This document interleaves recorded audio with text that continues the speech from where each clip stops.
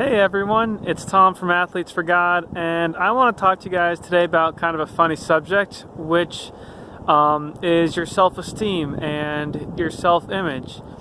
Now, I know the word perfect is not a word that a lot of Christians like to use just because we all make mistakes, but I think it applies in some situations because you were perfectly made in God's image, and that He didn't mess up when He made you.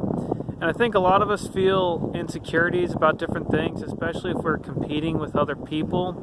But I just want to remind you guys that God made you exactly the way you are for a specific reason, and He didn't make any mistakes when He made you. I think we live in a competitive world, whether it's athletically, academically, financially, and all those things. And because of that, sometimes it feels like we're always comparing ourselves to other people, or especially if you're going through a breakup, or maybe feeling rejection from a girl, or in the case of girls, if you're feeling rejection from a guy, maybe you feel inadequate, like everything that you are as a person wasn't good enough. But I just want to tell you that that's not the case at all, because you were perfectly made in God's image.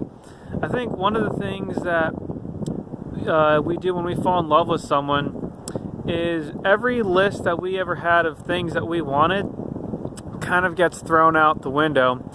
Maybe you thought, I like blondes or redheads or brunettes, or I want to date someone who's tall or short, or maybe who does this for a job or lives in this state. And then you meet somebody who doesn't fit any of those previous things, and your list completely changes, where what that new person is, that's the list of everything that you want. That's the list. And if you could tell God, how to make your ideal person, it would be that person. And that's similar to the way God sees us. And He's more like a father figure. But I just want to remind you guys that the way that you see the love of your life is the way that God sees you guys, that there's nothing He would change about you. Now, that doesn't mean that there's things that we shouldn't work on. We all have things that we're trying to improve upon, but I just want to let you know that all your quirks, God gave those to you, and they're not a bad thing at all. Like maybe the way I sing off key a little bit when I try and sing along to things on the radio, or how one of my shoulders is slightly taller than the other one, so anytime I'm wearing striped shirts, all the stripes looked slightly diagonal.